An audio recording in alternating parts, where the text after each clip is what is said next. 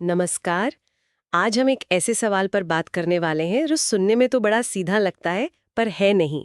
सवाल है, हम सुंदर चीजों को पसंद क्यों करते हैं? और इस सवाल को और भी उलझा दिया है महान दार्शनिक इमैनुअल कांट ने। हाँ, हमारे पास कांट के सौंदर्य शास्त्र पर एक निबंध के कुछ अंश हैं और हमारा मिशन है कांट के इस जटिल तर्क को सुलझाना। क्योंकि देखिए, कांट कहते हैं कि जब हम किसी चीज को सुंदर कहते हैं तो ये एक पूरी तरह से निस्वार्थ यानी सेल्फलेस फैसला होता है।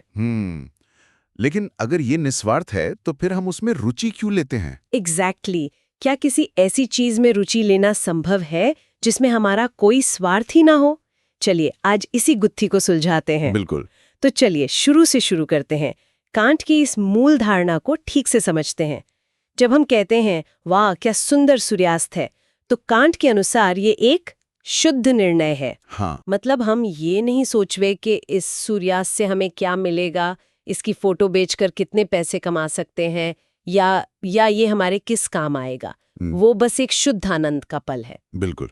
और यहाँ निस्वार्थता का मतलब समझना बहुत जरूरी है, क्योंकि ये थोड़ा कंफ्यूजिंग हो सकता है ना? हाँ बिल्कुल। इसका मतलब ये नहीं है कि हमें उस चीज की परवाह नहीं है। इसका मतलब है कि आपको उस चीज के अस्तित्व से कोई लेना देना नहीं है। अच्छा, इसका क्या मतलब हुआ? मतलब अगर आपके सामने एक खूबसूरत गुलाब का फूल है तो कांट के हिसाब से आपको इस बात से फर्क नहीं पड़ना चाहिए कि वो असली है, नकली है या सिर्फ एक बहुत अच्छी 3D इमेज है। आपको तो बस उसे देखने से या आपके मन में जो उसकी छवि बन रही है उससे मिलने वाली खुशी से मतलब है। अच्छा, तो आनंद उस वस्तु के होने में नहीं बल्कि उसकी प्रस्तुति, उसके रिप्रेजेंटेशन में है। बिल्कुल। लेकिन यहीं पर तो असली पहेली शुरू होती है। अगर ये फैसला इतना निजी और निस्वार्थ है, तो फिर हम दूसरों से ये उम्मीद क्यों करते हैं कि वे भी हमारी बात से सहमत हों? हाँ। जब मैं कहती हूँ कि ये सूर्यास्त सुंदर है, तो मेरे मन में कहीं ना कहीं ये उम्मीद होती है कि मेरे साथ खड़ा दोस्त भी कहेगा हाँ यार सच में बहुत सुंदर है। हम ऐसा क्यों मानते हैं कि उन्हें भी वही चीज सुंदर लगनी चाहिए? आपने बिल्कुल सही नब्ज पकड़ी है। यही कांट के तर्क का दिल है। ये कुछ वैसा ही है जैसे जब आप अपने किसी दोस्त को वो गाना सुनाते हैं जो आपके दिल के बहुत करीब है। हाँ हाँ बिल्कुल। और आप मनी मन उम्मीद करते हैं कि उसे भी उतना ही पसंद आए। हाँ। और जब वो कहता है ठीक ठाक है, तो थोड़ी निराशा होती है ना? बहुत ज्यादा होती है। तो कांट इसी सार्वभौमिक उम्मीद की पड़ताल कर रहे हैं। सोर्स में दी गई उनकी परिभाषा के अनुसार रुचि लेना असल में इस बात का पहले से अंदाजा लगाना है कि इससे जुड़ी भावना हर किसी के साथ साझा की जा सकती है। और यहीं से ये सवाल उठता है कि इस निस्वार्थ निर्णय के साथ कोई रुचि, कोई इंटरेस्ट कैसे जुड़ सकता है? तो हमारे सामने ये पहेली है। अगर सुंदरता निस्वार्थ है, तो उसमें हमारी रुचि क्यों है? तो कांट इसका कोई जवाब देते हैं? हाँ, वो दो रास्ते सुझाते हैं। अच्छा, तो चलिए पहले रास्ते पर चलते हैं जो हमें समाज की ओर ले जाता है।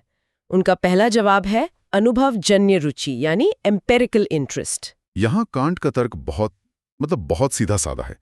वे कहते हैं कि इंसान स्वभाव से एक सामाजिक प्राणी है। हम अकेले नहीं रह सकते, हमें दूसरों के साथ जुड़ने की जरूरत होती है। सही बात है। तो समाज में रहने की हमारी ये स्वाभाविक इच्छा ही हमें उन भावनाओं को साझा करने के लिए प्रेरित करती है जिन्हें हर कोई महसूस कर सके। और सौंदर्य इसका एक बहुत बड़ा जरिया बन जाता है। हाँ, और सोर्स में इसके कुछ बहुत ही जबरदस्त उदाहरण दिए गए हैं। जैसे कैरिब और इरोक्विस जनजातियों के लोग, वो खुद को सजाने के लिए रंगों, फूलों या सुंदर पंखों का इस्तेमाल करते थे। या फिर वो खूबसूरत नावें और कपड़े बनाते थे। जाहिर है ये चीजें सिर्फ काम चलाने के लिए नहीं थीं, इनका एक सामाजिक मकसद था। बिल्कुल, एक दूसरे को आकर्षित करना, अपनी भावनाओं को दिखाना, ये एक तरह का जुड़ाव पैदा करने का तरीका था। और जैसे जैसे सभ्यता आगे बढ़ती है, ये भावनाओं को साझा करना और भी जरूरी हो जाता है। सही बात है। सोर्स कहता है कि एक ऊंचे स्तर की सभ्यता में तो ये लगभग मुख्य काम बन जाता है। जरा सोचिए, किसी चीज का मूल्य इस बात से बढ़ जाता है कि उसे कितने ज्यादा लोगों के साथ साझा किया जा सकता है। हाँ, ये तो है। जैसे कोई खूबसूरत पब्लिक पार्क या कोई महान संगीत। बिल्कुल। यहाँ तक तो ये तर्क बिल्कुल लॉजिकल और जमीनी लगता है, हमारी रोजमर्रा की जिंदगी से भी मेल खाता है। लेकिन फिर कहानी में एक जोरदार मोड़ आता है। ये सब समझाने के बाद कांट अचानक इस पूरी अनुभवजन्य रुचि वाले विचार को उठाकर फेंक देते हैं। वे कहते हैं कि ये रुचि हमारे किसी काम की नहीं है। और ये मोड़ ही कांट को कांट बनाता है। पर उन्होंने ऐसा क्यों किया? मतलब इतनी अच्छी दलील देने के बाद? वो इसे इसलिए खारिज करते हैं क्योंकि ये रुचि अनुभव पर आधारित है, एम्पिरिकल है, यानी ये हमारे सामाजिक व्यवहार को देखने और समझने पर आधारित है। लेकिन कांट एक ऐसे सिद्धांत की तलाश में है जो अनुभव से पहले, मतलब एप्रियोरी सत्य हो। अच्छा, जैसे गणित का कोई नियम 2 + 2 = 4, यह हमेशा सच है, अनुभव पर निर्भर नहीं करता। एग्जैक्टली। कांट सौंदर्य के लिए भी ऐसा ही कोई सार्वभौमिक नियम ढूंढ रहे थे। सामाजिक रुचि तो मतलब समाज के साथ बदल सकती है, वो सार्वभौमिक नहीं हो सकती। ठीक है, तो समाज वाली बात सुनने में तो काफी लॉजिक लगती है, लेकिन कांट के लिए ये काफी नहीं था।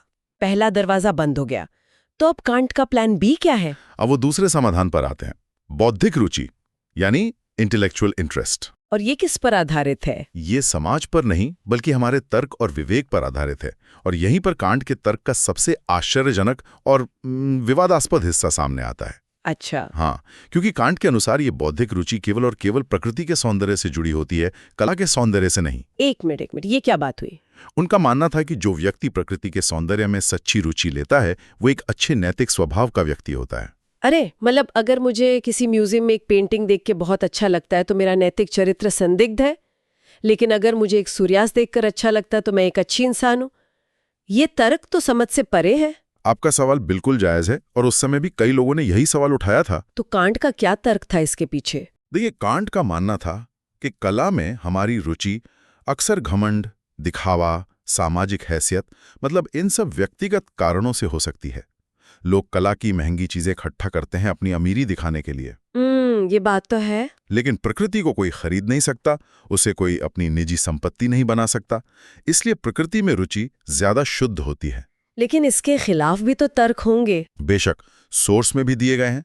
जैसे सर फिलिप सिडनी का मानना था कि कवि यानी कलाकार तो प्रकृति से भी बेहतर दुनिया बनाता है, या प्रोफेसर केयर्ड का तर्क था कि कला भी तो इंसान के अंदर मौजूद तर्क की ही उपज है, तो उसे कमतर क्यों समझें? तो कांट अपने इस अजीब से लगने वाले तर्क का बचाव कैसे करते हैं? प्रकृति में ऐसा क्या खास है जो कला में नहीं है? यहाँ कांट एक बहुत ही गहरी और सूक्ष्म बात कहते हैं।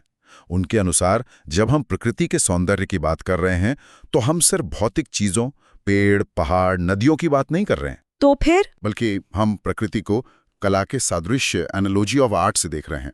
जब हम प्रकृति को सुंदर कहते हैं तो हम उसे ऐसे देखते हैं मानो उसे किसी उद्देश्य से, किसी डिजाइन के साथ बनाया गया हो, ठीक वैसे ही जैसे कोई कलाकार अपनी कलाकृति बनाता है।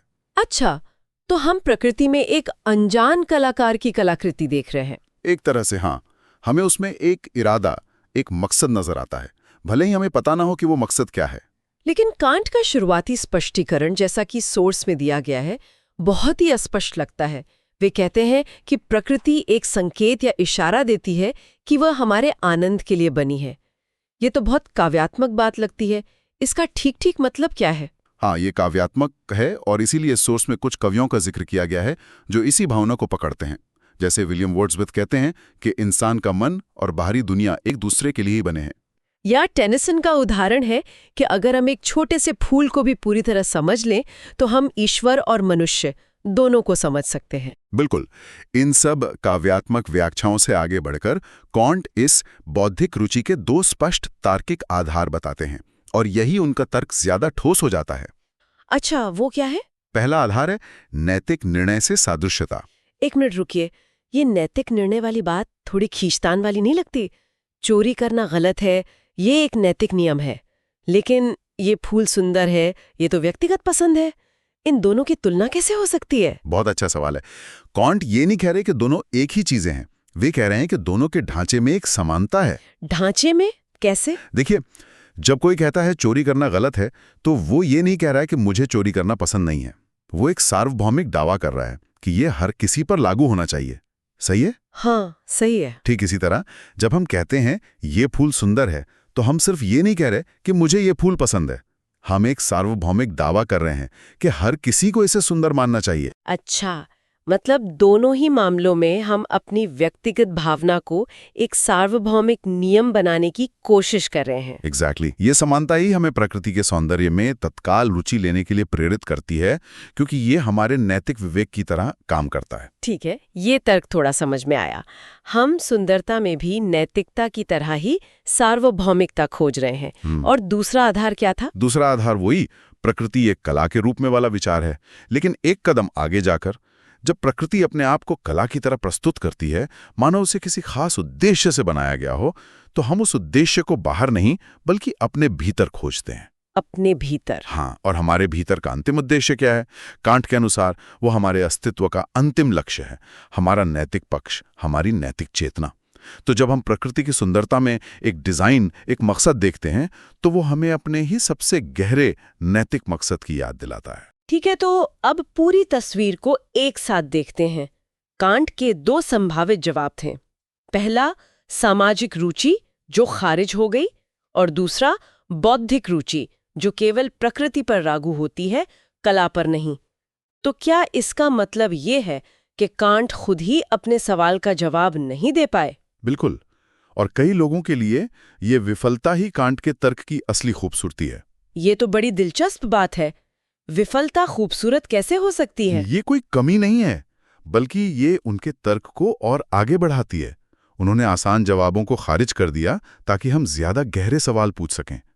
ये हमें बाहरी सतही रुचियों से परे देखने के लिए मजबूर करता है। मतलब ये हमें सौंदर्य के गहरे अर्थ, उसके प्रतीकात्मक और खास तौर पर कला की भूमिका पर गंभीरता से विचार करने के लिए प्रेरित करता है। बिल्कुल, क्योंकि अगर बौद्धिक रुचि सिर्फ प्रकृति तक सीमित है, तो फिर कला के सौंदर्य की सार्वभौमिकता का क्या?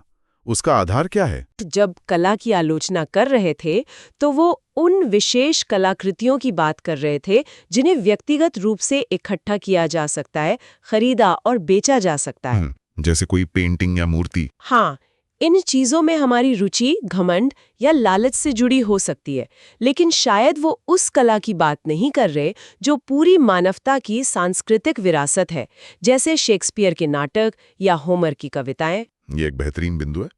ऐसी कला जो किसी एक व्यक्ति की संपत्ति नहीं बल्कि सबकी धरोहर है, वो तो प्रकृति की तरह ही सार्वभौमिक हो जाती है। हाँ, उसका सौंदर्य भी किसी व्यक्तिगत स्वार्थ से परे होता है। तो शायद कांट का प्रकृति और कला का विभाजन उतना कठोर नहीं है जितना पहली नजर में लगता है। सही बात है।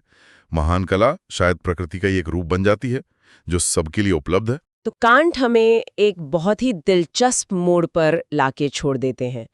उन्होंने शुरुआती जवाबों को खारिज कर दिया है ताकि हम सौंदर्य के बारे में और भी बेहतर और गहरे सवाल पूछ सकें। एक तरह से दिमाग की वर्जिश है। हाँ, और यहीं हम अपने श्रोताओं के लिए एक अंतिम विचार छोड़ सकते हैं जिस पर वे खुद सोच सकें। जरूर। क्या सौंदर्य वास्तव में एक भाषा है? एक ऐसी भाषा जिसे हम सब समझते हैं लेकिन शायद बोल नहीं पाते? और क्या कला ने हमें वो व्याकरण दिया है जिससे हम प्रकृति की इस मूक भाषा को समझ और सराह सकते हैं? वाह, ये तो बहुत गहरा सवाल है। जरा सोचिए, क्या हम प्रकृति में वही सौंदर्य देखते हैं जो कला ने हमें देखना सिखाया है?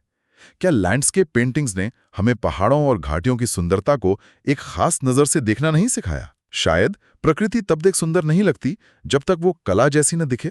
और कला क्या है, ये हम कला से ही सीखते हैं। ये एक बहुत ही दिलचस्प चक्र है।